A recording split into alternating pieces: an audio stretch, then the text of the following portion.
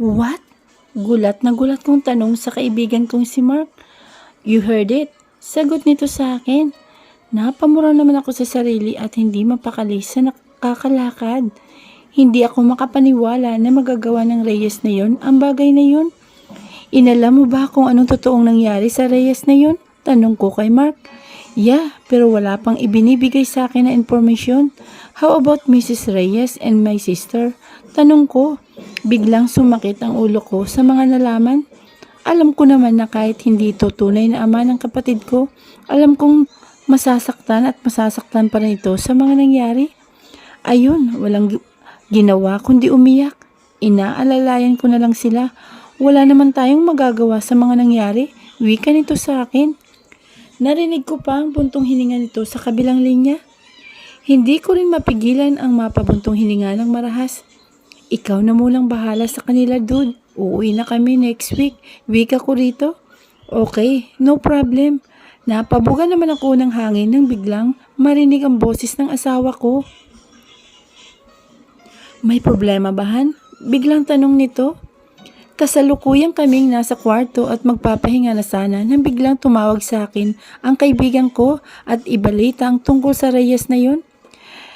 Mr. Reyes is already died. Maikling wika ko sa asawa ko. Pansin ko bigla ang pagtakip ng bibig nito ng mga kamay nito dahil sa pagkagulat. Nanginginig din ang mga kamay nito. Mabilis ko naman itong nilapitan at niyakap at mabilis hinalikan sa tuktok ng noo. Papaanong namatay? Nahintakutan itong takot. Hinalikan ko ulit ito sa noo bago sinagot ang tanong nito. Nagpakamatay siya, sabay buntong hininga na mabigat. Rinig ko naman ang pagsinghap nito. Gulat na gulat din ang itsura nito, kahit naman kasi sino, magugulat sa nalaman. Hindi ko nga akalain na magagawa ng lalaking yun ang bagay na yun, lalo na't may pamilya siyang maiiwan. Well, sabihin na natin ang asawa niya lang, pero kahit na, hindi niya dapat ginawa ang bagay na yun. Mas lalo lang nadadagdagan ang kasalanan niya sa ginawa niya sa sarili. Binigyan ko pa nga siya ng isang pagkakataon para mabuhay. Siya din naman palang tatapos sa sarili niya. Sa isiping yon, hindi ko mapigilan ang mapailing. Bakit at paano ng asawa nito? Hindi niya ba naisip na may pamilya siyang maiiwan? Mga tanong ng asawa kong siyang tanong ko rin sa sarili ko. Wala bang buong ikinukwento ang kaibigan ko? Anyway, malalaman din naman natin ang totoo kapag nakauwi na tayo, honey. Malalaman natin kung totoo bang nagpakamatay o may pumatay. Wika ko sa asawa ko. Pansin kong bigla itong natahimik, ngunit napansin ko ring nanginig ito sa takot. Hey Han, why are you scared? Masaya yung tanong ko rito. Napansin ko na rin sa mga mata nito. Natatakot ako, honey, na umuwi baka may kalaban na naman. Ayoko na. Nagsasawa na ako sa ganong kalagayan. Takot nitong wika sa akin. Maagap ko namang hinawakan ang mukha nito at pinakatitigan. Don't worry about that, honey. I'm here, okay? Hindi ko kayo pababayaan. At sigurado naman ako na wala na tayong mga kalaban, honey. Kaya huwag ka na mag-alala, okay? No matter what happened, I'm always here to protect and save you. With our baby, wika ko sa asawa ko. Tumango na lamang ito at yumakap sa akin na mahigpit. Lumipas ang isang linggo, bit-bit ko ang anak namin at hawak ko ang isang kamay ng asawa ko. Good morning, mom and boss. Wika ng isang tauhan ko. Narito na kami ulit sa Pilipinas. Kunin niyo ang mga gamit namin. Wika ko sa ilang tauhan ko. Dumiretso naman kami sa sasakyan at na nakahintay sa amin. Bakit marami kayatang tauhang ipinasundo sa atin, Han? Tanong ng asawa ko pagkapasok namin sa sasakyan. Kinuha na rin ito ang anak namin sa akin at tulog na tulog pa rin ito. Para wag kang mag-alala. Baka kasi niisip mo na may kalaban pa tayo, kaya nagpadala ko ng ganyan. Karaming tauhan para wag ka nang matakot. Wika ko rito sabay halik sa labi nito na ngayong nakanguso. Hindi naman kasi ako nagpasundo sa mga kaibigan ko kahit gusto ng mga ito. Sinabi ko na lang na magkita-kita na lang kami sa mansyon. Bukas ang huling burol ng Reyes na yon at kahit nakaaway ko ito, dahil ito ang nagpapatay sa mga magulang ko, pupuntahan ko pa rin ang burol nito, lalo't nandun ang kapatid ko at ang ina nito. Simula nang malaman kong kapatid ko si Jenny Lynn, itinuring ko na rin parang ina ang mami nito, lalo na't wala na rin akong mga magulang. Hindi ko rin maiwasang paminsan-minsan na mangulila sa mga magulang ko. Lalo na't masakit pa rin yun sa kapatid ko kahit na hindi nito yun tunay na ama. Alam ko rin kailangan ako nito sa mga oras na ganito ang sitwasyon. Kailangan ko lang malaman ang totoo. Magpahinga na muna kayo, Han. Pupunta lang ako ng library. Maya-maya ipapunta rito mga kaibigan ko. Wika ko sa asawa ko pagkarating namin sa mansyon. Ayaw mo bang magpahinga muna, Han? Tanong nito sa akin. Niyakap ko naman ito sa balingkinita nitong bewang sa kahinalikan sa labi. Paborito ko talagang halikan ito sa labi. Nakakagigil kasi ang lambot nito, lalo na pinkies pa ang natural lips nito. Later na, Han, hindi naman ako masyadong pagod. Kausapin ko lang sandali ang mga kaibigan kong darating. Ang kulit kasi ng mga yun. Sabi ko na nga bang bukas na pumunta eh. Ayaw naman. Namiss daw kasi nila ang pinakagwapo sa amin. Wika ko habang nakangiti. Hinampas naman ako nito sa braso na ikinatawa ko. Ihabang muhani ko, wika nito sa akin. Inilapat ko naman ang mukha ko rito at pinagiskis ang ilong namin sa isa't isa. Bakit, hindi ba? Tanong ko sa asawa ko. Ngumuso naman ito sa tanong ko na siyang sinamantala ko naman at kagad kong siniil ng halik. Pareho lang kaming napahinto sa halikan nang may tumikim sa likuran namin. Si Nanay Esting pala.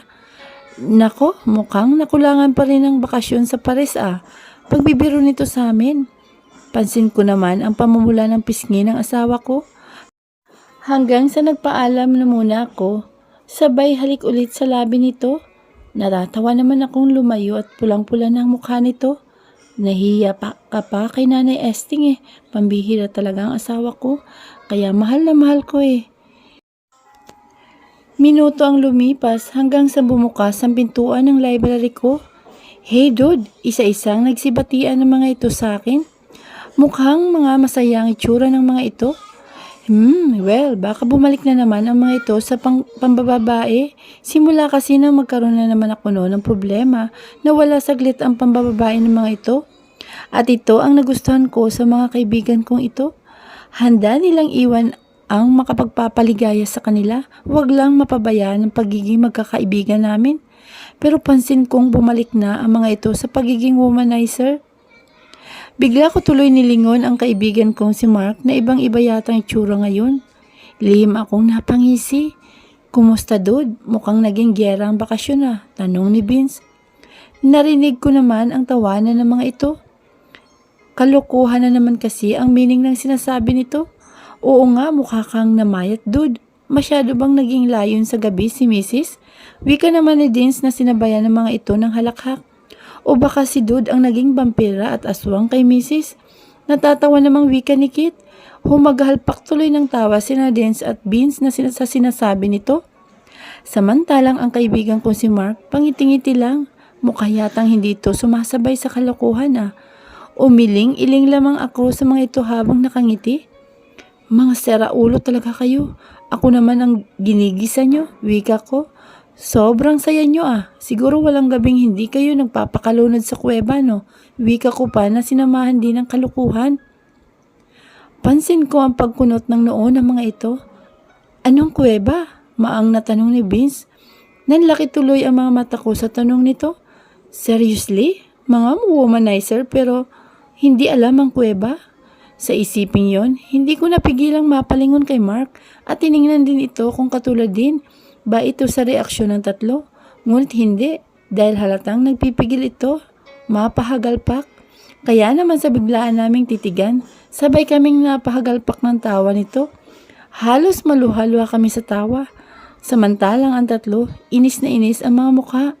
Tumigil nga kayo, nairitang wika ni Kit. Dahan-dahan naman kaming tumigil sa pagtawa. Hawak-hawak pa namin ni Mark ang tiyan namin dahil sa kakatawa. Gusto ko pa sanang pagtawanan ng mga ito. Ngunit baka magkaroon ako ng black eye sa mga ito. Mahirap na, sayang ang kagwapuhan ko. Mga babaero kayo, mahilig sa mga babae pero ang kuweba, hindi nyo alam? Wika ko pa sa mga ito na natatawa na naman. At last, nakabawi rin sa mga ito. Akala nyo kayo lang marunong magloko-loko riyan. Pansin ko bigla ang mga mukha nitong nag-iisip habang nakakunot pa. Pigil na pigil ko naman ang tawa dahil hinihintay ang mga itong magets ang tinutukoy ko. Si Mark naman tawang-tawa ngunit pinipigilan lang nito hanggang sa bigla na lang ang tatlo magsitinginan sa isa't isa.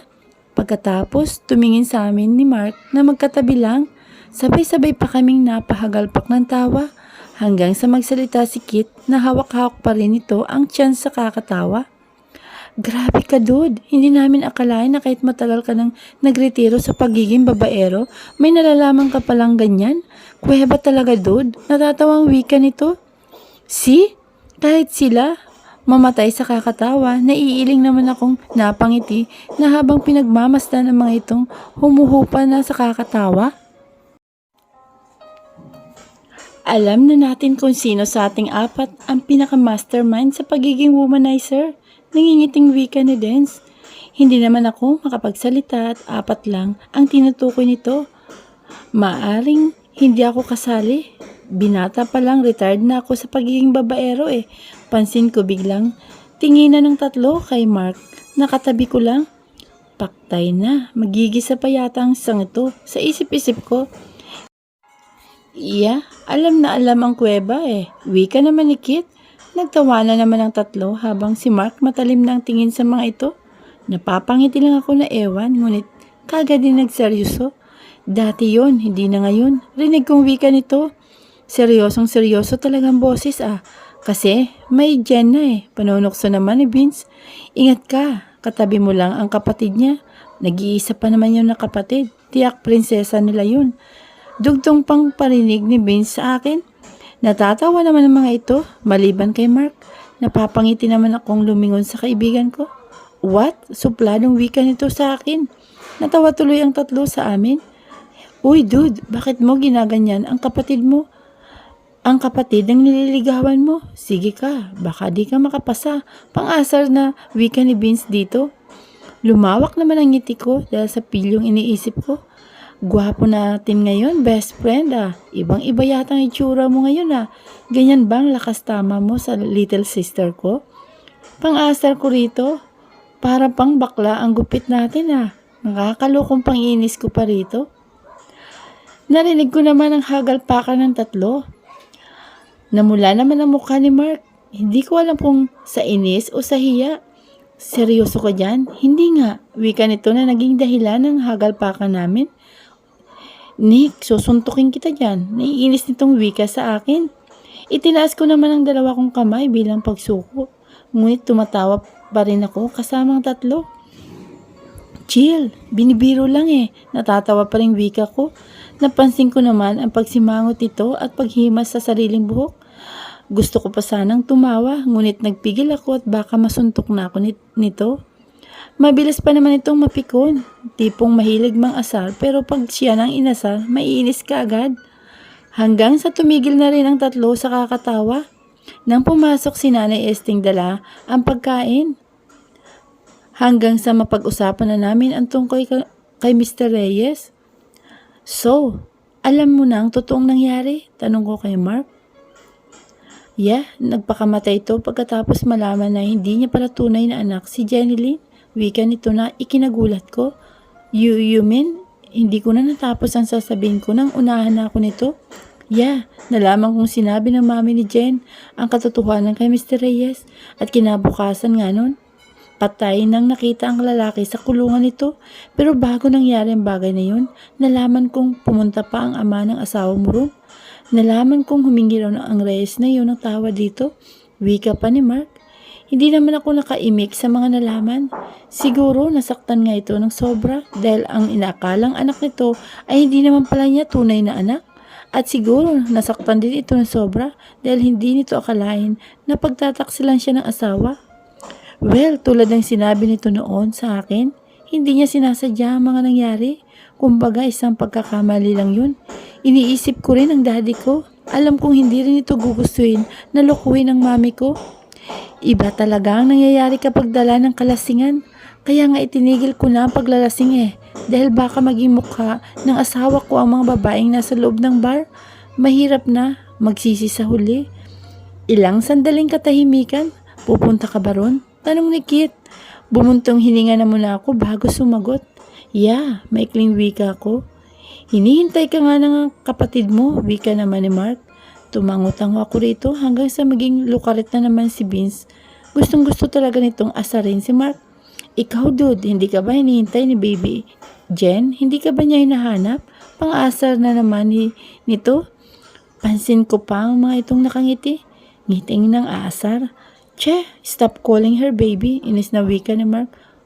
Hindi pa yan boyfriend ha. Pero nangangamay silos na kaagad. Possessive dude. Pang-asar pa ni Vince. Tawanan naman ng mga ito. Binatutuloy ni Mark ang mga ito ng pillow. Napuno tuloy ng tawanan na naman ang library ko. Puro talaga mga kalukuhan ang alam ng mga ito. Ilang oras din silang namalagi sa mansyon bago nagpa siyang umalis pero nagpahuli si Mark. Dude, tawag nito sa akin para pa itong tanga sa paningin ko kasi nagkakamot pa ito ng batok na akala mo nahiyang magsalita sa akin. Sabihin mo nang, sabihin mo. Kung ayaw mong tadyakan kita riyan, pagbibiro ko pa rito. Ngunit pilit kong pinatatag ang boses ko upang huwag nitong mahalatang natatawa ko. Grabe ka naman, galit ka yata sa akin eh. Ayaw mo yatang nililigawan ko ang kapatid mo, nakasimangot nitong wika. Hindi ko tuloy may wasang batukan ito sa ulo. Kailan ka pa nagmukhang unggoy sa paningin ko ha? Hindi bagay, kaya umayos ka, wika ko. Pilit ko sanang pinatatatag ang boses ko, ngunit bumigay din ako dahil na rin sa pagtawag ko ditong unggoy. Bigla na lang akong natawa. Mukha kasing hindi lalaki ang datingan nito ngayon eh. Akala mo eh, nababakla. Sinamaan naman ako nito ng tingin. Tinaasan ko naman ito ng kilay. Ano? Wala ka pa balak sabihin ang nais mong sabihin? Lalayasan na kita rito. Naghihintay ng misis ko sa taas. Wika ko sa kaibigan ko. Bigla naman itong tumayo ng tuwid, ngunit nasa mga mata nito ang pag-aalinlangan. Inumbayan ko ito ng kamao para ipalam dito hindi ako natutuwa sa itsura nito parang bakla. Pero syempre, nanatili lang sa ere ang kamao ko. Ito na, wika nito. Bumuntong hininga pa ito. Talaga bang hindi maganda o hindi bagay sa akin ang gupit ko ngayon? Alanganin itong tanong. Bigla ko naman itong tiningnan na parang hindi makapaniwala. Natawa tuloy ako ng malakas. Seriously, Mark? Kailan ka pa nawala ng confidence sa sarili ha? Alam mong sagot dyan, kaya huwag kang ingot dyan at baka masuntok na talaga kita para matauhan ka na natatawang wika ko rito. Kasi sabi mo eh. At naniwala ka naman. Dude, ikaw ba yan? Seriously? Pang-asar ko rito? Para kasi itong hindi lalaki? Parang hindi eh. Parang hindi ang Mark na nakilala kong punong-puno ng confidence sa sarili. Hindi ba nito alam na lalo itong gumwapo ngayon? Kaya nga palihim akong napangisi sa kanina at mukha itong nagpapagwapo sa kapatid ko. Tapos ito ang iisipin niya dahil lang sa biro ko. Bigla naman itong bumuntong hininga. Naisip ko kasi baka hindi bagay sa akin ang gupit ngayon. Hindi kasi napapansin ng kapatid mo kahit ano yatang pagpapagwapo ko eh. Wala effect. Nakasimangot na wika nito. Sabi na nga ba? Natatawa naman akong umakbay dito. So, sumusuko ka na sa kapatid ko. Nangingiting wika ko. Bigla naman itong napalingon sa akin. What? It's a big no. Wala sa isip kong gawin ang bagay na yan no. Baka masiraan ako ng bait kapag nangyari ang mga bagay na yan. Iniisip ko lang baka napapangitan siya sa bagong look ko kasi eh. Baka nga, tumatango-tangong wika ko rito, ngunit pabiro lamang yun. Bigla naman itong tumingin sa akin na para bang gusto akong sakalin. Bakit? Kunwari wika ko sa kaibigan. Che, akala ko pa naman matutulungan mo ako. Mukha yatang hindi eh. Hays, ang tanga ko ngayon ha. Bakit ko nga naman naisipan tanungin ang kapatid ng nililigawan ko? Tiyak na hindi ako nito sasagutin ng maayos. Wika nito na para bang kinakausap lang ang sarili. Dahilan para matawa ko sa ginawa nito. Che, makaalis na nga. Wika ni ko rito sabay alis sa harapan ko. Tawang-tawa naman ako habang pinagmamasdan ito papalayo. Huwag ka nang malungkot, bagay sa'yo. Ang gupit mo, promise. Wika ko pa rito na may kasamang tawa. Tumingin naman ito at nagpapasalamat. Pasalamat na labas sa ilong. Mukha talagang na bad trip. Well, totoo naman na bagay sa kanyang gupit. Kahit sinong babae, hindi maring hindi mapansin ang kagwapuan ng kaibigan ko. Sadyang nakahanap lang siya talaga ng kakaibang babae. Well, she's Montenegro. Mabuti nga para naman maranasan niyang mahirapan. Kahit minsan lang sa tanang buhay niya pagdating sa babae, nangingiting wika ng isipan ko. Iho, may sulat ka. Nakaraang linggo pa yan. Ngayon ko lang naalala, wika ni Nanay Esting. Kagad ko naman itong binuksan habang patungo sa kwarto naming mag-asawa. Napatigil lang ako nang mabasa ko kung kanino galing ang sulat. Mr. Reyes. Ang sabi sa sulat, patawad.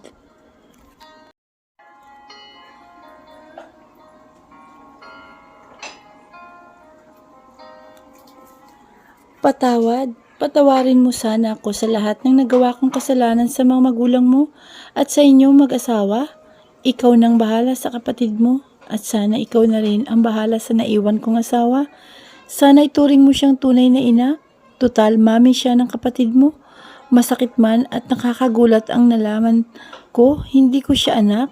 Pero tinanggap ko rin kagad dahil masaya kong hindi ko siya anak at hindi siya magmamana sa ugaling mayroon ako na nagpahamak lamang sa sarili ko.